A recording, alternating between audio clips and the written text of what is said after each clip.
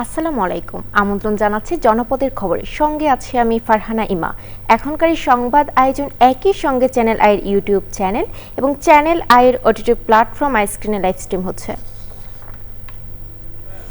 নির্বাচনে জয়ী হলে বৈষম্যহীনভাবে এলাকা উন্নয়নের প্রতিশ্রুতি দিচ্ছেন প্রার্থীরা। থাকছে বাস্তবায়নের অঙ্গীকারও। ত্রয়োদশ জাতীয় সংসদ নির্বাচনকে সামনে রেখে সারা দেশের নির্বাচনী প্রচার নিয়ে আরও জানাচ্ছেন মিথিলা নাজনীন। বাগেরহাট ৪ আসনে বিএনপি প্রার্থী সোমনাথ দে নির্বাচনী সভা করেন। যে কোনো নিপীড়িত মানুষের পাশে আমি থাকবো কথা দিয়ে গেলাম। ভোলা ১ আসনে গরুর গাড়ি প্রতীকে প্রতিদ্বন্দ্বিতা করছেন বিজেপি চেয়ারম্যান ও বিএনপি জোট প্রার্থী আন্দালিফ রহমান পার্থ। নারীদের অধিকার নিশ্চিতের প্রতিশ্রুতি নিয়ে ভোটারদের দ্বারে ভোলা ৪ আসনে বিএনপি প্রার্থী মোহাম্মদ নুরুল ইসলাম নয়ন। ব্রাহ্মণবাড়িয়ায় নির্বাচনে হাঁ ভোট দিতে আহ্বান জানিয়েছেন এনসিপির মুখপাত্র আসিফ মাহমুদ সজীব ভুঁইয়া। চাঁদপুর ১ আসনে নির্বাচনী প্রচার চালাচ্ছেন বিএনপি প্রার্থী ডক্টর আনম এহসানুল হক মিলন। নারীদের জন্য প্রোগ্রাম রেখেছেন আমাদের প্রিয় নেতা তারেক রহমান। ১ নাম্বার, যে সমস্ত নারীরা প্রেগনেন্ট, প্রসূতি মা, তাদেরকে চিকিৎসা দেওয়া, তাদেরকে অল্প মূল্যে আমিষযুক্ত খাবার দেওয়া, এই ব্যবস্থা হবে। কুড়িগ্রামে ইসলামী আন্দোলন বাংলাদেশের নির্বাচনী সভা অনুষ্ঠিত হয়েছে। ময়মনসিংহ ৪ আসনে মাওলানা কামরুল আহসান এমরুলের নেতৃত্বে দাঁড়িপাল্লার পক্ষে গণমিছিল হয়। নরসিংদী ১ আসনে জামায়াত প্রার্থী মোহাম্মদ ইব্রাহিম ভুঁইয়া ১৫ দফা উন্নয়ন ইশতেহার ঘোষণা করেন। নরসিংদীর ২ আসনে এনসিপি প্রার্থী গোলাম সারোয়ার তুষার নির্বাচনী প্রচার করেন। নাটোর ২ আসনে বিএনপির অ্যাডভোকেট এম রুহুল কুদ্দুস তালুকদার দুলু নির্বাচনী প্রচারে অংশ নেন।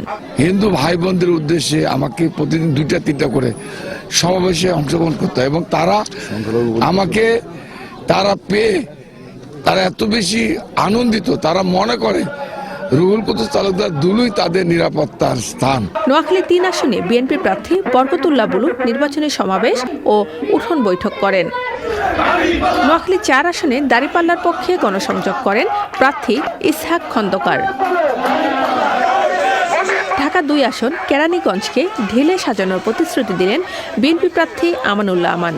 আমরা আশা করি সরকার এ ব্যাপারে দৃষ্টি দেবেন এবং ভোটারদের নিরাপত্তা দিবেন এবং নতুন প্রজন্মের যে ভোটার আগামী দিনে এই দেশ গড়ার লক্ষ্যে ধানের শীষকে সমর্থন দেবেন। সিরাজগঞ্জ ৫ আসনে বিএনপি প্রার্থী আমিরুল ইসলাম খান আলিম প্রচারে অংশ নেন। নির্বাচনী প্রচারে ভয়ভীতি দেখানোর অভিযোগ এনে সংবাদ সম্মেলন করেন বগুড়া ২ আসনে নাগরিক ঐক্য সভাপতি মাহমুদুর রহমান মান্না। চট্টগ্রাম ১১ আসনে ধানের শীষের পক্ষে প্রচারণা চালান আমির খসরু মাহমুদ চৌধুরী। তাদেরও চেষ্টা করা উচিত জনগণের আস্থা গ্রহণ করা, কোনো ধরনের এই উস্কানিমূলক কথা প্রপাগান্ডার মাধ্যমে, একটা মব ভায়োলেন্সের মাধ্যমে একটা টক্সিক একটা অ্যাটমসফিয়ার গড়ে তোলার যে প্রবণতা, সেখান থেকে বেরিয়ে এসে গণতন্ত্রের পথে জনগণের আস্থা ছাড়া কেউ গণতন্ত্রের পথটা সুগম হবে না। প্রচার চলবে ১০ই ফেব্রুয়ারি পর্যন্ত। Mithila Nazneen, channel I, Dhaka. শেরপুর ৩ আসনে বিএনপি জামায়াতের নির্বাচনী সহিংসতায় নিহত জামায়াত নেতা রেজাউল করিমের ময়নাতদন্ত সম্পন্ন হয়েছে। দুপুরে ময়মনসিংহ মেডিকেল কলেজ হাসপাতালে ময়নাতদন্ত করা হয়। বিকেলে শ্রীবরদী সরকারি কলেজ মাঠে নিহত জামায়াত নেতার প্রথম নামাজে জানাজা এবং রাত ৮টায় নিজ গ্রামের বাড়ি শ্রীবরদী উপজেলার গোপালখিলা গ্রামের দ্বিতীয় জানাজার নামাজ শেষে পারিবারিক কবরস্থানে দাফন করা হবে। এ ঘটনায় এখনও কোনো মামলা হয়নি। বিস্তারিত জানাচ্ছেন রাজীব আহমেদ। ঝিনাইগতি থানা পুলিশ জানায়, আসন্ন নির্বাচনে শেরপুর ৩ আসন থেকে অংশগ্রহণকারী প্রার্থীদের নিয়ে ইশতেহার পাঠ অনুষ্ঠানের আয়োজন করে উপজেলা প্রশাসন। বুধবার বিকেলে ওই অনুষ্ঠানে জামাতে ইসলাম ও বিএনপি নেতাকর্মীদের মাঝে চেয়ারে বসা নিয়ে সংঘর্ষের সূত্রপাত। প্রত্যক্ষদর্শীদের কেউ কেউ বলছেন, ওই অনুষ্ঠানে জামাতের সমর্থকরা আগে অবস্থান নিয়েছিলেন, পরে সেখানে উপস্থিত হয় বিএনপির নেতাকর্মীরা। তবে সংঘর্ষ ওই চেয়ারে বসাকে কেন্দ্র করেই। প্রথমে চেয়ার ছোড়াছুড়ি নিয়ে সংঘর্ষ শুরু হলেও পরে তা ব্যাপক আকার ধারণ করে। সংঘর্ষে রেজাউল করিম গুরুতর আহত হন। আহত হন উভয় পক্ষের 30 থেকে 50 জন। প্রথমে তাকে ঝিনাইগতি স্বাস্থ্য কমপ্লেক্সে ও পরে শেরপুর জেলা হাসপাতালে নেওয়া হয়। অবস্থার অবনতি হলে ময়মনসিংহ মেডিকেল কলেজ হাসপাতালে নেওয়ার পথেই রাত 10:45টার দিকে রেজওয়াল করিমের মৃত্যু হয়।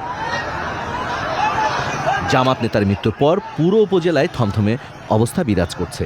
এলাকায় আইনশৃঙ্খলা বাহিনীর টহল জোরদার করা হয়েছে। উপজেলা জামাত সেক্রেটারি রেজওয়াল করিমের জানাজা নামাজে কেন্দ্রীয় নেতাদের অংশ নেওয়ার কথা রয়েছে।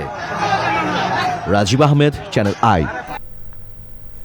এবারে সারা দেশের খবর নিয়ে প্রতিনিধিদের পাঠানো তথ্য ও ভিডিও চিত্রে আলমুকসিদের রিপোর্ট। চট্টগ্রাম সিটি কর্পোরেশনের বাণিজ্যিক হোল্ডিং ট্যাক্স আদায় প্রক্রিয়াকে আরও আধুনিক, স্বচ্ছ এবং প্রযুক্তি নির্ভর করতে বেসরকারি প্রতিষ্ঠানের সাথে সমঝোতা স্মারক স্বাক্ষর করেছে চট্টগ্রাম সিটি কর্পোরেশন। উদ্বোধন করেন city mayor doctor Shahadat Hossain. সংসদ নির্বাচন ও গণভোট উপলক্ষে শেরপুর সদর আসনে প্রতিদ্বন্দ্বী প্রার্থীদের নিয়ে নির্বাচনী ইশতেহার পাঠ অনুষ্ঠিত হয়েছে। এক মঞ্চে উপস্থিত সকল প্রার্থী তাদের বক্তব্যে সন্ত্রাস, দুর্নীতি ও চাঁদাবাজ মুক্ত শেরপুর গড়ার অঙ্গীকার করেন। ভোটারদের গণভোটে অংশগ্রহণে উদ্বুদ্ধ করা ও জনসচেতনতা বাড়াতে ভোলায় ইমাম সম্মেলন হয়েছে। মানিকগঞ্জের শিবালয়ে যমুনা নদীর ভাঙন রোধে কার্যকর ব্যবস্থা নেয়ার দাবিতে বিক্ষোভ ও মানববন্ধন করেছে ক্ষতিগ্রস্ত ও ভুক্তভোগী এলাকাবাসী। গণভোটের প্রচার ও ভোটারদের উদ্বুদ্ধ করতে নীলফামারীতে জেলা ইমাম সম্মেলন হয়েছে। অদক্ষ ও অকার্যকর উল্লেখ করে জয়পুরহাটে জেলা এনসিপির কমিটিকে অবাঞ্ছিত ঘোষণা ও কমিটি স্থগিতের দাবিতে মানববন্ধন করেছে এনসিপির সহযোগী সংগঠন যুবশক্তি ও ছাত্রশক্তি। রাঙামাটিতে ব্যালট বক্স বন্ধকরণ মহড়া হয়েছে। সভাপতিত্ব করেন জেলা প্রশাসক নাজমা আশরাফি। পাবনায় বাংলাদেশ সড়ক পরিবহন কর্তৃপক্ষের ব্যবস্থাপনায় পেশাজীবী গাড়ি চালকদের পেশাগত দক্ষতা ও শব্দদূষণ বিষয়ে সচেতনতা বাড়াতে আলোচনা সভা হয়েছে। সভায় 200-রও বেশি প্রশিক্ষণার্থী অংশ নেন। নরসিংদীতে পিনাকল চার্টার্ড স্কুল অ্যান্ড কলেজের বার্ষিক ক্রীড়া প্রতিযোগিতা ও সাংস্কৃতিক অনুষ্ঠান হয়েছে। শরীয়তপুর জেলা সদরে পালং তুলাসার গুরুদাস সরকারি উচ্চ বিদ্যালয়ের বার্ষিক ক্রীড়া প্রতিযোগিতা হয়েছে।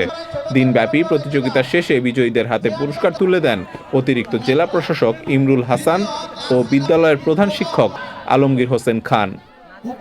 আল মুকসিদ, চ্যানেল আই। জনপদের খবর আজকের মতো এই পর্যন্তই। একটু পর কৃষি সংবাদ দেখার আমন্ত্রণ জানিয়ে শেষ করছি। ধন্যবাদ।